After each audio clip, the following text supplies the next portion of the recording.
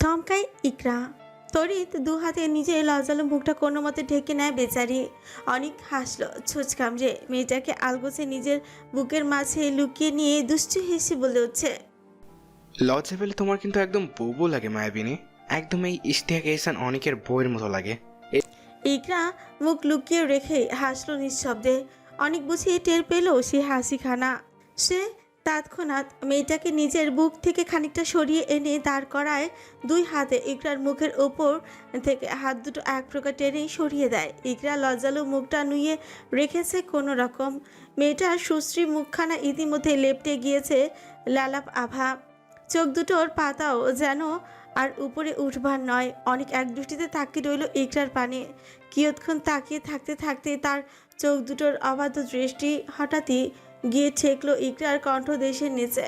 যেহেতু অনেক বসে আছে টেবিলের উপর, সেহেতু মেয়েটা সামান্য ঝুঁকে দাঁড়ানোতে তার গলার গভীর থেকে নেমে আসা ক্লিভেজটি হুচ করেই চোখে পড়ল অনেকের। মুহূর্তের ছেলেটার নিঃশ্বাস যেন আটকে আসা জোগাড়।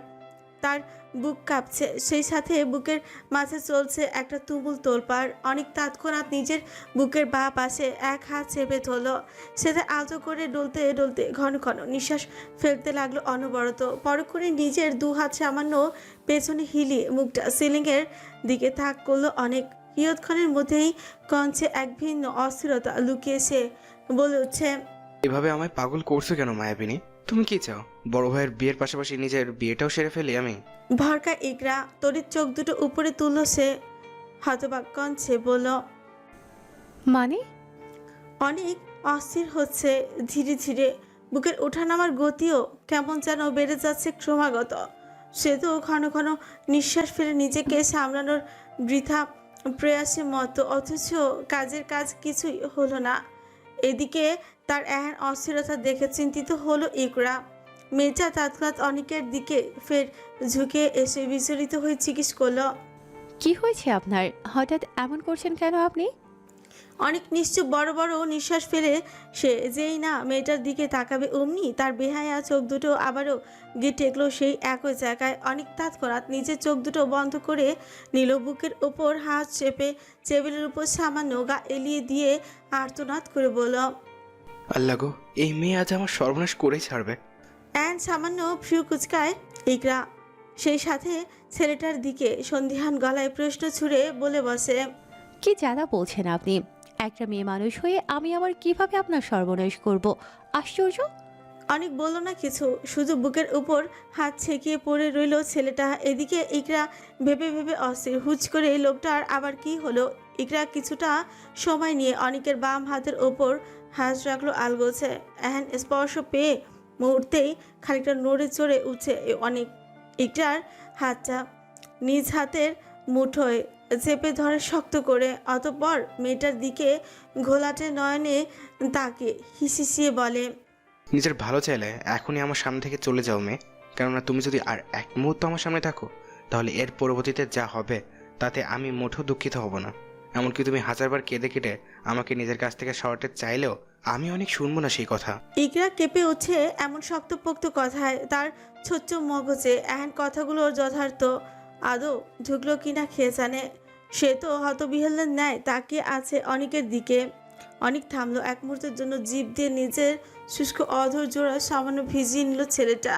তারপর নিঃশব্দে নেমে এলো টেবিলের ওপর থেকে। ইকরা গাল ফুলিয়ে দাঁড়িয়ে আছে তার থেকে এক হাত দূরে। গাল তো ফোলাবেই বেচারি। সে তো আর যে পড়ে এখানে আসতে চেয়েছিল কি? এই মানুষটাই তো তারকে চিরকুট দিয়ে এখানে আনিয়েছে। এখন আবার কি সুন্দর মুখের উপর বলে দিচ্ছে চলে যেতে। আশ্চর্য! তার কি কোনো দাম নেই? কথাগুলোর মনের মাঝে এক নাগারে জপছে ইকরা। তার বাইরে থেকে ক্রমাগত ফুঁসছে রাগে। অনেক আর চোখে দেখলো তার মায়াবিনীকে। মেয়েটাকে এক মুহূর্তর কি যে আদুরে লাগছে না। অনেক তো পারছে না নিজের সকল ধৈর্য নীতি ভঙ্গ করে মেয়েটাকে একেবারেই নিজের করে নিতে। কিন্তু মনের এহেন ভয়ঙ্কর চিন্তাভাবনাগুলোকে এক প্রকার সাইডে রেখে অনেক ধীর পায়ে এগিয়ে আসে মেয়েটার দিকে। ইকরার আর চোখে তা খেয়াল করেই তৎক্ষণাৎ পিছিয়ে গেল দু কদম। অনেক হাসলো ছোচ কামড়ে। পরক্ষণেই কোনো রূপ আগাম সতর্কতা বার্তা ছাড়াই ভদ্র ছেলেটা ফুচ করে এক হাতে টেনে ধরল ইকরার মেয়েধীন কোমর। মেয়েটাকে নিয়ে এলো নিজের একেবারে কাছাকাছি। ইকরা হকচকায় অবিশ্বাস্য চোখে তাকায় অনেকের দিকে। অনেক আলতো হেসে মেয়েটার কানের কাছে মুখ ছেকায়, ফিসফিস করে বলে, এটা বিয়ে বাড়ি যান, এভাবে আপনার সুন্দর ক্লিভেজখানা আমি বাদে যেন অন্য কেউ না দেখে। এখনই ঘরে গিয়ে ওড়নাটা ঠিকমতো গায়ে জড়াবেন, কেমন? তাছাড়া আপনাকে চলে যেতে বলেছি বলে রাগ করছেন বুঝি? তা বলি কি ম্যাডাম, আপনি কি আমায় লোহমারব মনে করেছেন নাকি? আপনার এসব দেখে নিজেকে সামলে রাখবো ভেবেছেন? শুনে রাখুন মিস, আমি অনেক এতটাও সুপুরুষ নই যেখানে আপনাকে দেখলেই মাথা ঘুরে যায় আমার। সেখানে আপনার ওসব দেখলে তো কথাই নাই। তাই আপনার ভালোর জন্য বলছি, নেক্সট টাইম নিজেকে একটু সামলে চলবেন, নইলে কিন্তু একদম তুলে নিয়ে গিয়ে বিয়ে শাদী করে বাসর করে ফেলবো বলে রাখলাম। কথাটা বলে অনেক চুপ করে ছোট্ট একটা চুমু এঁকে দিল ইকরার কাজ বরাবর। ইকরা কেঁপে উঠছে, তৎক্ষণাৎ দু হাতে খামচে ধরে লেহেঙ্গার একাংশ। অনেক পর মুহূর্তে ইকরাকে ছেড়ে দিয়ে সামান্য দূরে সরে দাঁড়ায়। এক দৃষ্টিতে মেয়েটাকে একবার আপাত মস্তক পর করে দুষ্টু হেসে বলে উঠছে, মেয়ে মানুষের এত সুন্দর হতে নেই মায়াবিনী, আমার মতো দুর্বল হৃদয়ের মানুষে তো ক্ষণে ক্ষণে খেই হারিয়ে বসবে আপনাকে দেখে। এবার যেন লজ্জা মাটিতে মিশেই যাবে ইকরা। লোকটা কি ভয়ঙ্কর কথা বলে, অথচ এতদিন সে ভাবতো এই মানুষটা বোধহয় ভদ্র, গম্ভীর এবং চুপচাপ স্বভাবের। কিন্তু বালাই ষাট, তার অমন চিন্তা ভাবনা যেন এক বালতি পানি পড়ে গেল ইতিমধ্যে। ইকরা কাপা কাপা গলায় কাপা কাপা কঞ্চি কোনের মধ্যে বলে উঠছে, আমি চাই। অনেক স্মিত হাসলো, এগিয়ে এসে ভীষণ অধিকার বোধ সাথে ইকরার কপাল বরাবর ঠোঁট ছুঁয়ে বলল, যাই বলতে নেই মায়াবিনী, বলো আসি। ইকরা ধীরে ধীরে মাথা কাত করলো, থেমে থেমে বলল, আসি। অনেক আবারও চমৎকার হাসলো। ইকরা লাল চুকচুক হয়ে আসা গাল দুটো আলতো করে টেনে দিয়ে সে কোনো কেমন মুগ্ধ কণ্ঠে বলল, অবশ্যই। এই ইশতিয়াক এহসান অনেকের হৃদ মাঝারে আপনাকে সুস্বাগতম। ধীরে সুস্থে আসবেন কিন্তু, কেননা একবার এই হৃদ মাঝে চলে এলে আমরণ থাকতে হবে আপনার, মনে থাকবে? এ পর্যায়ে ইকরাও হেসে দিল নিজ অজান্তে। মনে মনে বলল সে, আমরণ মনে থাকবে বই কি। হলুদ সন্ধ্যা এহসান বাড়ির দালান চত্বর জুড়ে হরেক রকমের রঙিন আলো আর ফুলের সুঘ্রাণে মোমো করছে। চারিদিকে সেজে উঠেছে গাঁদা আর রজনীগন্ধার মালায়, ব্যাকড্রপে ঝুলছে হলুদ সাদা কাপড়, তার ফাঁক দিয়ে চিকচিক করছে ফেরি লাইট। মঞ্চে রাখা কুশনের উপরে সোনালি রঙের গদি। এই পুরো সাজসজ্জার থিম ছিল অনেকের পরিকল্পনা। ছেলেটা কত শত আশা নিয়ে নিজ হাতে নিজের প্রিয় মানুষ দুটোর জন্য স্টেজ সাজিয়েছে। কাজের ফাঁকে ফাঁকে বাড়ির কর্তারা দু একবার এহেন সাজসজ্জা দেখে আপ্লুত হয়েছেন বেশ। ক্লাসিক সাহেব তো এখনও ছুটছেন ডেকোরেশনের লোকদের সাথে সাথে। কোথায় কতটুকু ফুল লাগবে, কোথাকার সাজটা একটু সুন্দর হবে, সবটাই যেন খুঁড়ে খুঁড়ে দেখছেন তিনি।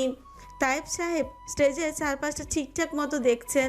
স্টেজের সামনে এক গাদা চেয়ার, মানুষজনও তো আসা শুরু করে দিয়েছে ইতিমধ্যে। ওদিকে বাড়ির বড় দুই কর্তা সাব্বির সাহেব এবং কবির সাহেব বাবুর্চিদের সাথে কি নিয়ে যেন কথা বলছেন চুপচাপ। এই তো আর ঘন্টা দেড়েক পরেই শুরু হবে হলুদ অনুষ্ঠান, অথচ সকলের ব্যস্ততা যেন আর কাটছেই না।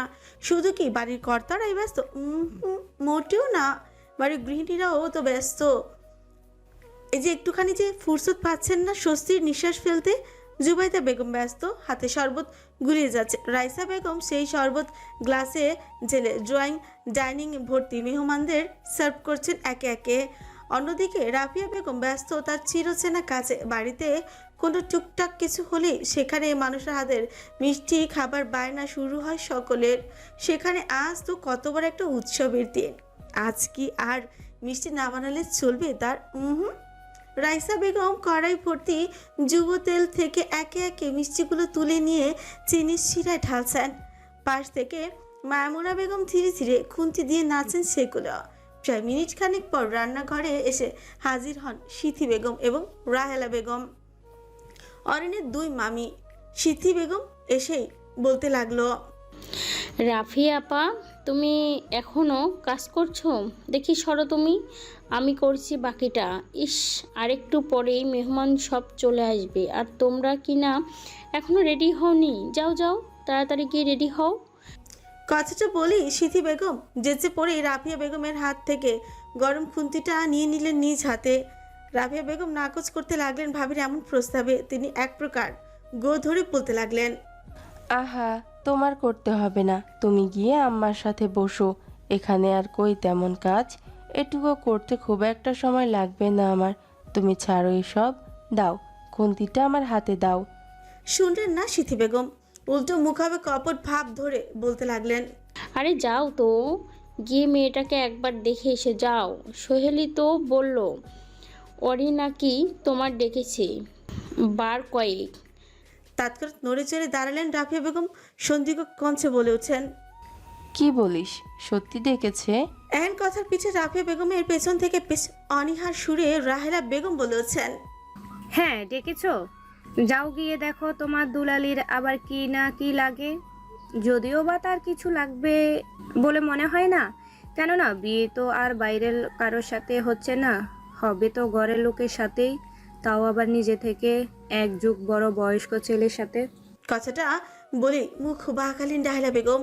এদিকে তার অমন বাঁকা কথা শুনে মুখ ফুট করে শক্ত হয়ে এলো মায়মুনা বেগমের। তার তো ইচ্ছে করছে এক্ষুনি চুলোর ওপর থেকে গরম তেলটাই গায়ে ছুঁড়েই মারতে এই ব্যাত্তব মহিলার। কিন্তু বয়সে বড় এবং পারিবারিক শালীনতা মাথায় রেখে সবটা এক প্রকার জোর করে হজম করে ফেলেছেন তিনি। রাফিয়া বেগম গম্ভীর মুখে পেছন ফিরে তাকালেন। পরক্ষণে কুটিল হাসি রেস ছেড়ে টিপ্পনি কেটে বলে ওঠেন, অথচ এমন একটা বয়স্ক ছেলে পাওয়ার জন্য কত মানুষ কত কিছুই না করে ভাবি। কেউ কেউ তো নিজে থেকেই মেয়ে লেলিয়ে দেয় এমন একটা পারফেক্ট এলিজেবল ব্যাচেলর।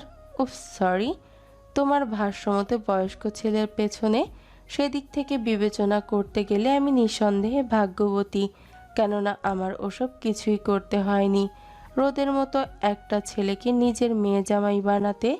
তাছাড়া রোদের মতো মেয়ে জামাই পাওয়া তো সাত কপালের ভাগ্য গো ভাবি, যা কিনা সবার 4 আঙ্গুলা কপালে জুটে না।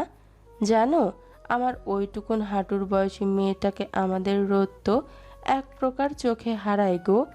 এমনকি দুজন যখন একসঙ্গে পাশাপাশি দাঁড়ায়, উফ কি যে বলবো না, মাশাল্লাহ একদম মেড ফর ইচ আদার।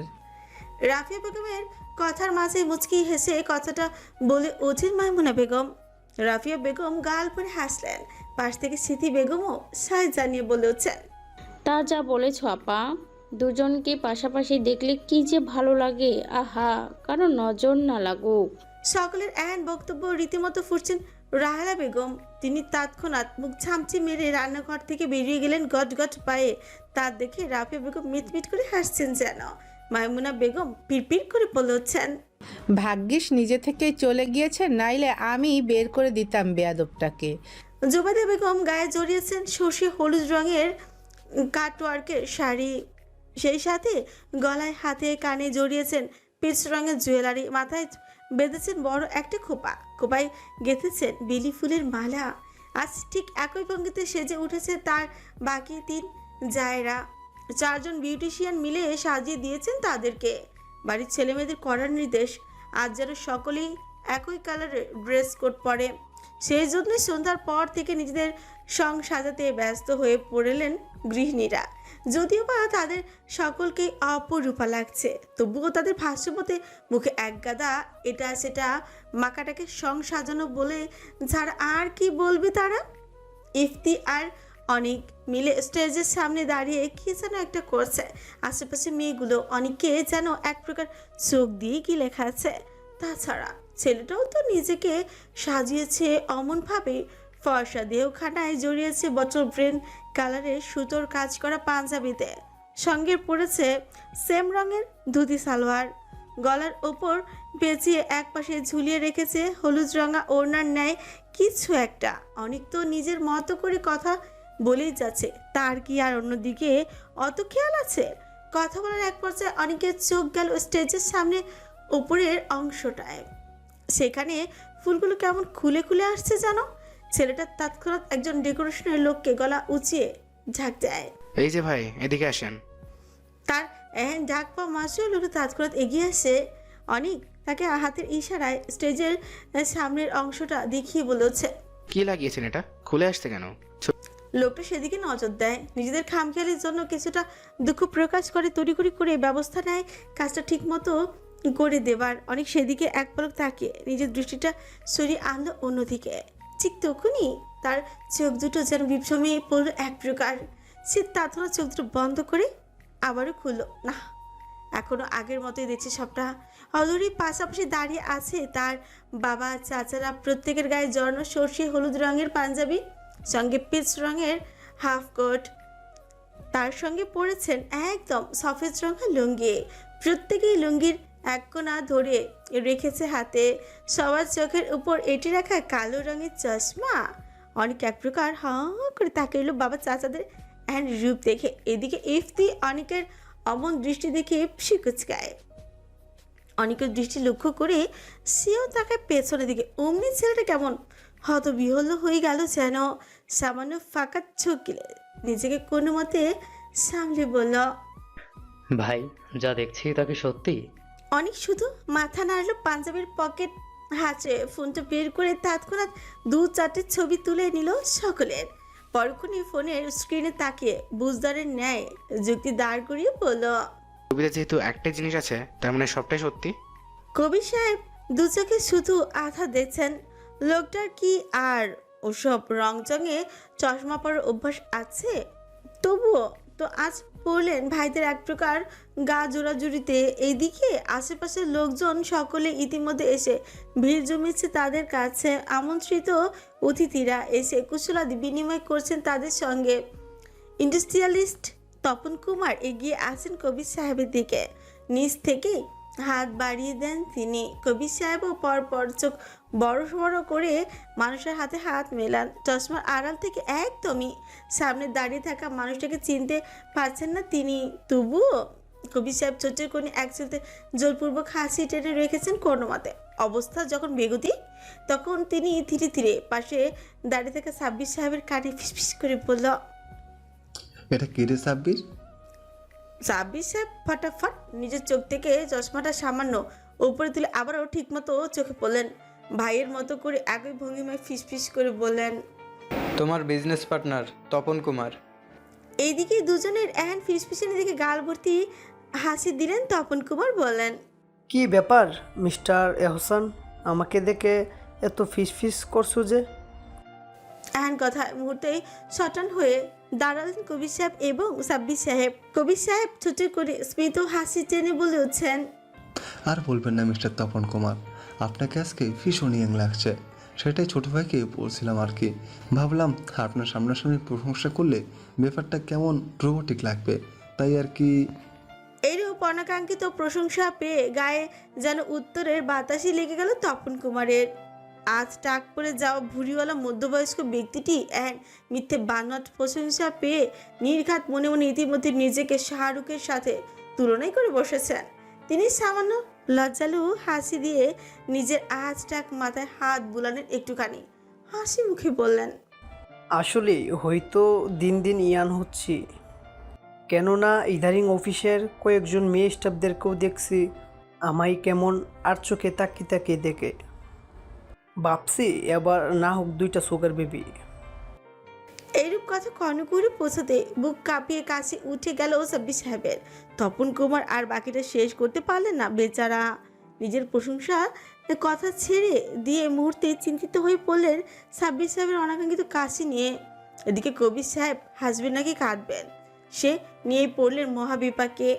অবশেষে বেশ কিছুক্ষণ ভেবে চেবে 3 ভাইয়ের হাত ধরে সেখান থেকে চলে যেতে উদ্যত হলেন।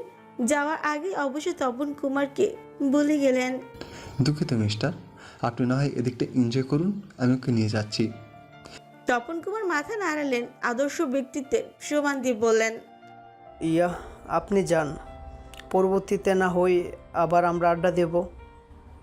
কবির সাহেব হাসলেও মনে মনে বার করে কষে গালি দিলেন। অ্যান্ড উজবুক লোককে বললেন, নিকুচি করেছে তোর আড্ডা দেয়ার। ভাইজান একটা ডান্স দিবা আজকে কেমন? তাসিক সাহেব এহেন কথায় মুহূর্তে বাখাড়া হয়ে পড়লেন। তায়েব সাহেব বেচারা সবে মাত্র একখানা রসগোল্লা চিপে নিয়ে মুখে ঢুকিয়েছিলেন, কিন্তু তাসিক সাহেবের এহেন কথায় মিষ্টিটা যেন আজ চাবানো হলো না। তিনি কোনো মতে গালের পাশে রাখা মিষ্টিটা গিলে নিয়ে ভাইয়ের দিকে তাকালেন, গলায় ছাঁচ ঠেলে বললেন, তোর তো দেখছি শরীরে ব্যাপক তেল হয়ে গেছে তোষু। বলি তোর ইচ্ছে হলে তুই একটা কেন 10টা ডান্স দে না, তবুও দোহাই লাগে ভাই, আমার এসবে টানিস না। তাসির সাহেব মুখ কুচকে কপাল গুটিয়ে তাকান ভাইয়ের দিকে, বললেন, তুমি সবসময় এমন ব্যাকডেটেড থাকতে চাও কেন সেজু ভাই? আরে কোন জায়গায় আমাদের বাড়ির বড় ছেলের বিয়ে হচ্ছে, নিজের থেকে চেয়ে পড়ে দুই একটা গানে কোমর দুলিয়ে ডান্স দিব তা না, ধুর।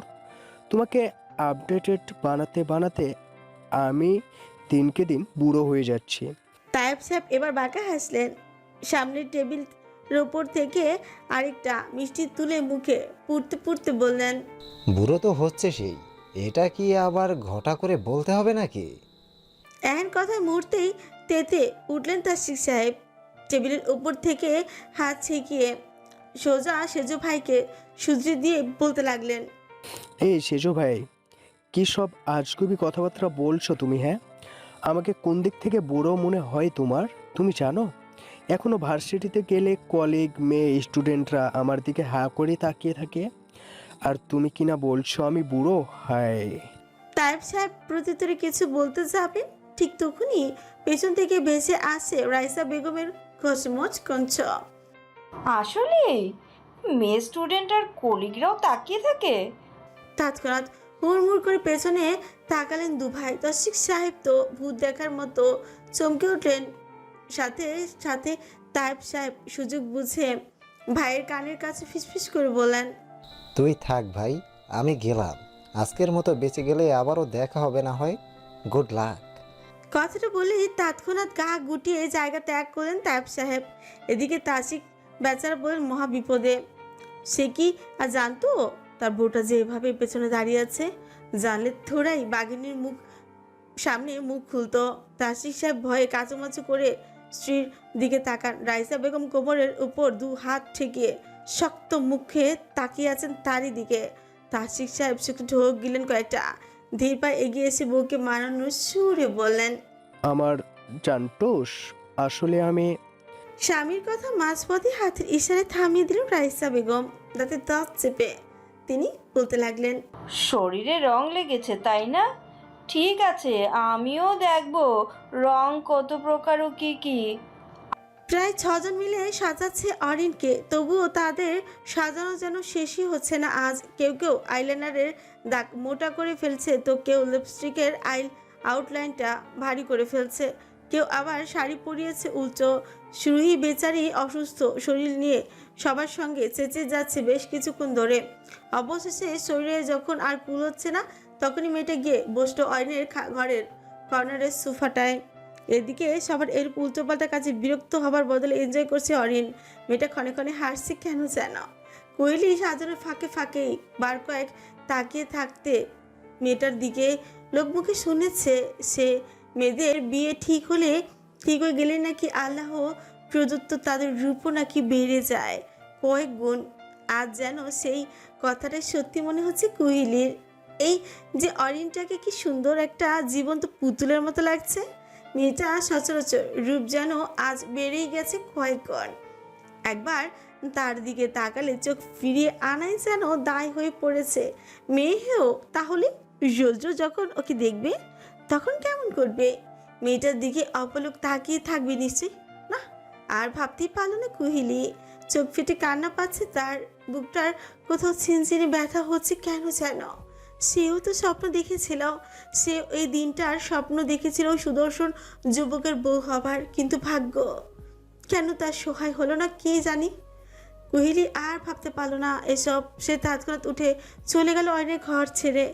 এদিকে অরিন পেছন থেকে বার কয়েক ডেকেছে তাকে, কিন্তু মেয়েটা যেই যেন শুনলই না। সে চলে গেল নিজের সিক্ত চোখ দুটোকে লুকিয়ে। এরই মধ্যে ঘটল আরেক কাণ্ড। অরিনের চোখের উপর বেশ সতর্কতার সাথে চতুর্থবারের মতো আইলাইনার রেখার টানছিল আহিরা। ঠিক তখনই পাশ থেকে সজরে হাঁচি দিয়ে বসে ছোট্ট রিমি। ঘটনার হতবিহ্বলতায় আহিরার হকচকিয়ে ওঠে খানিকটা, কিন্তু তার হাতে আইলাইনারটা চলেই গেল অরিনের চোখ থেকে ওই চোখ বরাবর। তা দেখে রুহির মাথা ব্যথায় উঠে গেল হুট করে। সোহেলি দুম করে কপাল চাপড়ে বসে শব্দ করে। পাশ থেকে মাহিরা আর্তনাদ করে বলে উঠল, আল্লাহ, এ নিয়ে 5 বার। আহিরা আহত চোখে তাকায় অরিনের বন্ধ নেত্রের পানে। অরিনটা চোখ বুজে থেকে মিটিমিটি হাসছে। কিয়ৎক্ষণ বাদেই বোধ হয় মেয়েটা নিজের পেট ফেটে আসা হাসিগুলো আর ধরে রাখতে পারল না। সে তৎক্ষণাৎ পেট চেপে হু হু করে হেসে উঠে। হাসতে হাসতে গা এলিয়ে দেয় বিছানায়। এদিকে বাকি সবাই বসে আছে চিন্তিত মুখে। প্রায় মিনিট 3 পর অরিন কোনো মতে নিজের হাসি থামালো। বিছানা থেকে নামতে নামতেই বলল, বসো, আমি মুখ ধুয়ে আসছি। এই নিয়ে পঞ্চমবারের মতো ধৈর্যের পরীক্ষা দিল মেয়েটা। সে ধীরপায়ে চলে গেল ওয়াশরুমের দিকে। তার চলে যাবার প্রায় মিনিট 2 পরে ঘরে এসে উপস্থিত হয় রোদ্র।